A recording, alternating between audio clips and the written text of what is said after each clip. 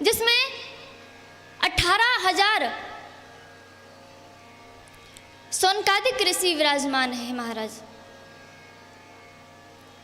सभी ऋषियों की इतनी लंबी लंबी आयु कि एक ऋषि ने अपने जीवन में कई बार इंद्र को बदलते देखा।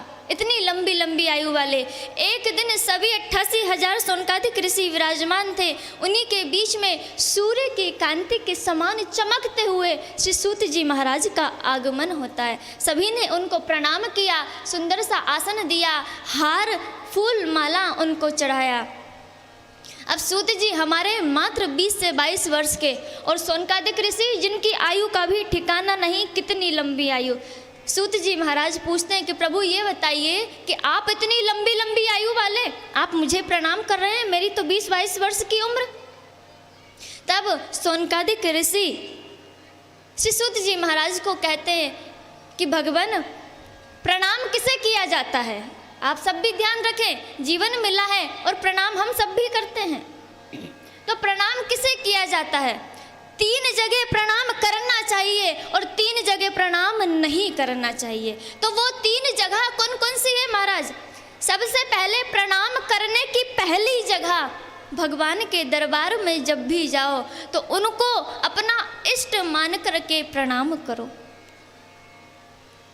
दुर्गा जी के मंदिर में गए, इष्ट राधा रानी, तो आहा चुनरी ओढ़कर श्री राधा रानी खड़ी है, अपना इष्ट समझकर प्रणाम करो। दूसरी महाराज कि अगर आपको कोई भी संत स्वरूप मिल जाए, कोई भी भगवा पहना हुआ साधु स्वरूप मिल जाए, उन्हें प्रणाम करो। और तीसरा महाराज, अगर कोई ज्ञानी मिल जाए, चाहे उम्र में आपसे छोटा हो, अगर कोई ज्ञानी मिल जाए और हमारे घर के जो हमसे बड़े बुजुर्ग हैं उनको प्रणाम करो। ये प्रणाम करने की जगह, प्रणाम करने के नियम हैं। और 3 जगह प्रणाम ना करने की कौन कौन सी? पहला स्थान, अपने बालक को मार दिया हो, गर्भपात किया हो, ऐसे स्त्री को कभी भी प्रणाम नहीं करना, उसका दोष आपके माथे पर लगेगा। तो सूत जी महाराज यही तो छोटा हूँ, तब सौनकादिक माना कोई धन में बड़ा होता है, कोई बल में बड़ा होता है, कोई आयु में बड़ा होता है, पर सबसे बड़ा तो वो है जो ज्ञान में बड़ा है। अगर कोई ज्ञानवान मिल भी जाए तो उसकी आयु को मत देखो कि इसकी आयु कितनी है, उसके ज्ञान को प्रणाम कर लो तो उसका ज्ञान आपको स्वतः ही मिल जाएगा। इस प्रकार सूत जी को प्रणाम करते हैं और सूत जी से कहा सौनकादिक ऋषियों ने कि आप हमको कोई ऐसी कथा श्रवण कराइए कि जिससे कि व्यक्ति का उद्धार हो जाए। तब हमारे सूत जी कहते हैं कि जैसी मेरी मति है वैसी कथा श्रवण कराऊंगा। और यही बात मैं भी कहे हूँ, कथा प्रीति देखियति तोरी, तदपि जथासुत जसी मति मोरी। जैसी मेरी मति है, कहे जीवन क्या है? जीवन एक काल है, बहुत बड़ा अजगर सर्प के स्वरूप मानो। काल व्याल मुख ग्रास त्रास हेतवे, और उस काल के मुख में आप और हम सभी ग्रास बनकर बैठे हैं, और वो काल अपना मुख कब बंद कर ले पता नहीं। और हमारा जीवन सुरक्षित कब तक है? जब तक काल अपना मुख बंद ना करे। अब काल क्या है? काल है समय। ये समय, हमारे पास समय कितना है?